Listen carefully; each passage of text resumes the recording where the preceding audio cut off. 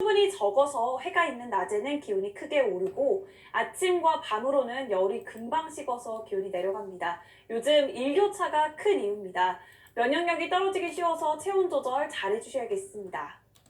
대기는 더 건조해지고 있습니다. 일주일째 건조주의보가 발효 중인데다가 바람까지 약간 강하게 불며 화재 사고의 위험이 큽니다. 위성 영상입니다. 현재 중국 북동지방에서 확장하는 고기압의 영향으로 하늘 맑은 모습입니다. 오후부터는 구름이 많이 끼겠습니다. 자세한 지역별 기온입니다. 울산 3.7도, 양산 4.6도, 부산 8도로 출발하고 있고요. 낮 기온은 울산과 부산이 17도, 김해와 창원 18도로 평년과 비슷하겠습니다. 바다의 물결은 잔잔합니다. 단 내일까지 남해안은 천문조에 의해 바닷물의 높이가 높습니다. 만조시 해안가 저지대에서는 침수 피해 주의하셔야겠습니다. 토요일 밤에는 적은 양의 비 소식이 있습니다. 날씨였습니다. 환경 파괴 논란이 일고 있는 이기대와 황령산 케이블카 건설 사업에 대해 부산시가 타당성 용역을 통한 검증 작업에 착수했습니다. 경제성과 사업성을 분석해 그 결과에 따라 사업 여부를 결정하겠다는 건데 시민사회단체는 즉각 반발하고 나섰습니다. 보도에 이슬 기자입니다. 부산에서 대규모 민간 케이블카 사업이 추진 중인 곳은 두 군데입니다. 2016년부터 추진한 해운대 이기대 해상 케이블카, 그리고 올해 초 제안한 황령산 케이블카입니다. 환경 파괴 논란으로 두 사업 모두 발목이 잡힌 상황에서 부산시가 케이블카 건설의 사업성을 따져보겠다며 타당성 용역에 착수했습니다. 용역에서는 수요와 경제성을 검토하고 파급 효과를 분석합니다. 어떤 사업을 하겠다는 그 염두에 두고 뭐 핑계를 또 가지고 하는 것도 없고 백지 상태에서 정말 우리 부산이 국제 관광도시를 가기 위해서 어떤 사업들이 필요한지를 한번 원점에서 한번 검토해보겠다는 것이지. 시민사회단체 반발은 거셉니다. 해상 케이블카는 이미 2016년 경제성이 턱없이 낮다는 부산연구원의 보고서 등을 토대로 부산시가 사업 제안서를 반려했다는 겁니다. 또 황령산 케이블카는 사업 소식이 알려지자마자 시민환경단체 20여 곳이 일제히 환경에 미치는 영향이 치명적이라며 반대했다고 주장합니다. 무엇보다 민간 사업자가 공식 사업 신청도 하지 않았는데 오히려 부산시가 먼저 나서 타당성을 검증하는 것을 비판했습니다. 더구나 자문위원 15명 중 시민사회단체 분야 위원은 1명뿐입니다. 누구나 봐도 그렇게 진행되면은 타당성이 좋게 나올 수밖에 없지 않겠나 생각이 들기 때문에 실질적으로 부산시는 이 사업을 추진하려고 하는 명분을 만들려고 하지 않는다는 그런 생각을 갖게 됩니다. 용역 기한은 내년 3월까지며 부산시는 오는 7월 전문가 자문과 시민공청회 절차를 밟을 계획입니다. 사회단체의 강한 반발에 부딪혀 좌초된 케이블카 건설 사업이 갑작스런 부산시의 타당성 검증으로 다시 한번 논란에 휩싸일 것으로 보입니다. KBS 뉴스 이이슬입니다. 4.15 총선 후보들의 공약을 비교하는 기획보도 순서입니다. 오늘은 여야 공천 파동으로 주요 정당 후보가 가장 뒤늦게 결정된 금정구 지역구입니다. 김아른의 기자가 보도합니다. 이 지역에서 내리 3선을 지낸 김세연 의원이 불출마하는 금정구. 후보 자격 논란에다 공천 파동으로 여야 주요 정당 후보가 등록 마감 직전에 결정됐습니다. 국제신문 사장 출신인 더불어민주당 박무성 후보는 지역대학의 연구개발 역량을 금사공단에 투입하겠다고 공약했습니다. 4개 대학의 클러스터를 통한 고급 전문 인력을 양성하고 이를 기반으로 한 금사공단의 4차 산업 중심의 연구개발 생산 기지를 조성하는 것이 제 핵심 공약입니다. 제7대 부산시의회 의장을 지낸 미래통합당 백종원 후보는 4년째 중단된 금샘로 공사를 마무리해 교통체증을 해결하겠다고 말했습니다. 2.6km는 완공이 되었고요. 나머지 850m를 부산대 관통도로를 완성해서 중앙대로와 일반 도로를 연결하는 그런 맥을 이어주는 주민들의 불편을 꼭 해소한다는 생각에 금샘로 개통이 제 주안점이고요.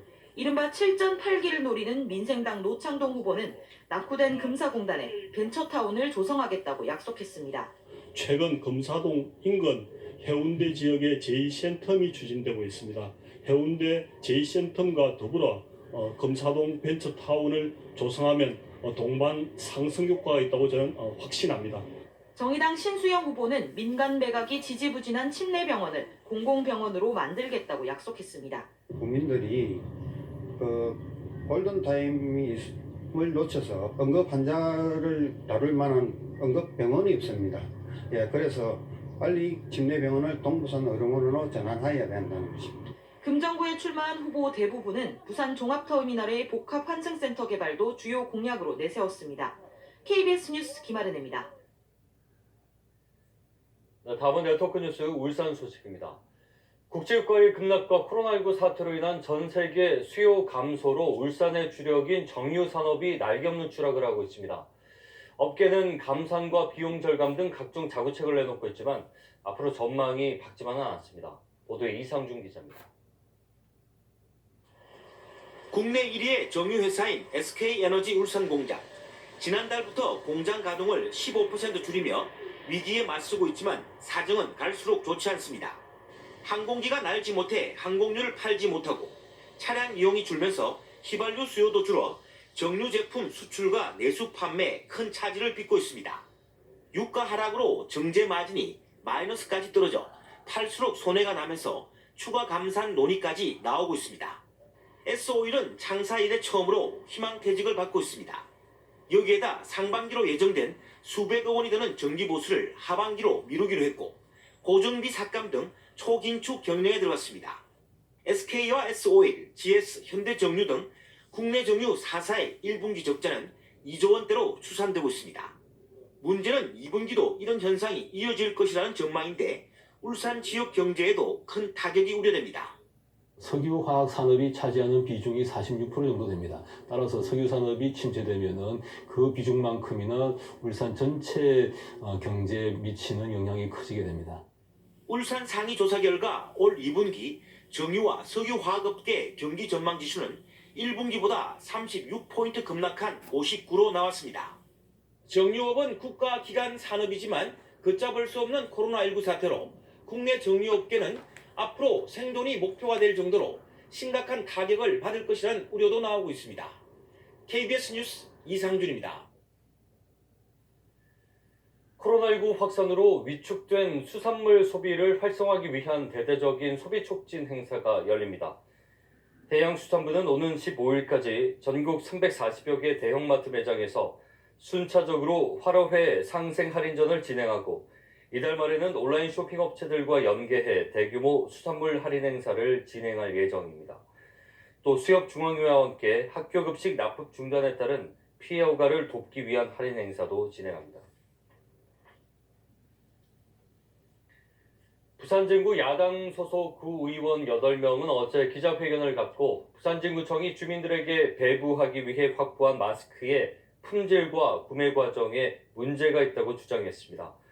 구의원들은 부산진구청이 무상마스크 100만 장을 구매하는 과정에서 계약업체 교체로 품질도 낮고 단가가 절반 수준인 외국산 마스크를 구매하면서도 구매액 조정이 없었다며 구청에 해명을 요구했습니다. 이에 대해 부산진구청은 물량 확보가 어려워 업체를 바꿨고 단가와 품질도 국내산 KF94 마스크와 큰 차이가 없다고 밝혔습니다. 부산지방검찰청 코로나19 대응단은 인터넷 중고거래 사이트에 마스크를 판매한다며 허위글을 올려 돈을 가로챈 혐의로 20대 남성 등 4명을 구속 기소하고 2명은 불구속 기소했습니다.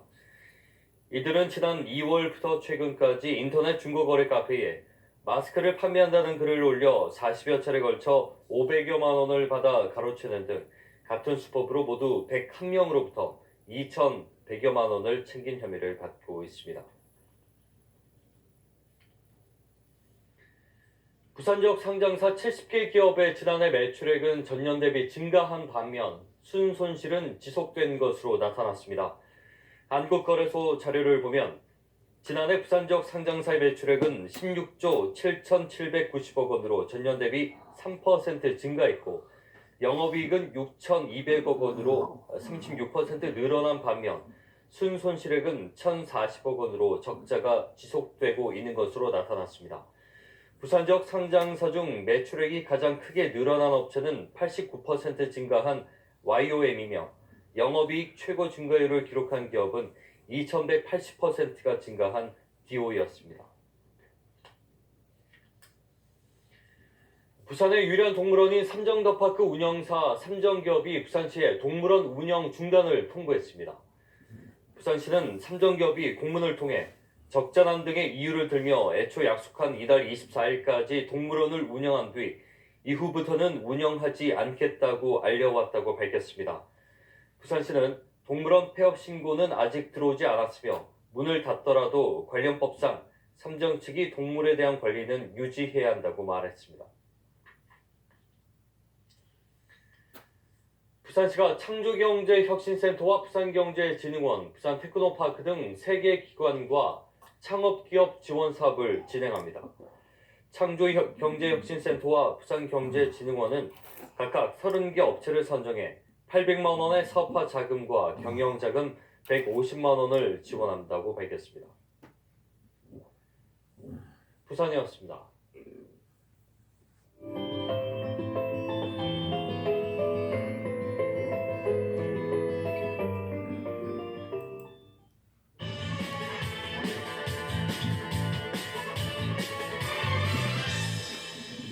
(21대) 총선이 엿새 앞으로 다가왔습니다. 유권자들이 누구에게 투표할지 판단을 굳히기 시작하는 시기에 들어섰습니다. 하지만 결정은커녕 투표를 할 수 있을지 여부를 아직 알 수 없는 유권자들이 있습니다. 코로나19 탓에 투표일이나 그 이후까지 자가격리해야 하는 유권자들입니다. 코로나19로 인한 국내 자가격리자는 지난 7일 저녁 기준으로 4만 9천 명을 넘어섰습니다. 국내 입국자 추이 등을 감안할 때 많게는 9만 명까지 늘 수 있을 것으로 방역당국은 보고 있습니다. 이 가운데 외국인과 17살 이하 국민을 빼면 선거일 당일 자가격리 유권자는 7만 5천 명가량 될 것으로 추산됩니다. 코로나19 확진자 등에게 거소투표가 허용됐지만 지난달 28일로 신고기간이 마감됐습니다. 오는 10일과 11일 운영되는 특별 사전투표소는 확진자와 의료지원 인력 등 대상이 900여 명에 지나지 않습니다. 지난 2일 이후 2주일 동안의 자가격리에 들어간 유권자들은 투표가 막막한 셈입니다. 중앙선관위는 투표 당일 자가격리를 일시 해제하는 방안을 정부와 협의 중입니다. 일정 시간을 정해 임시 기표소에서 투표하는 방안 등이 거론되고 있습니다.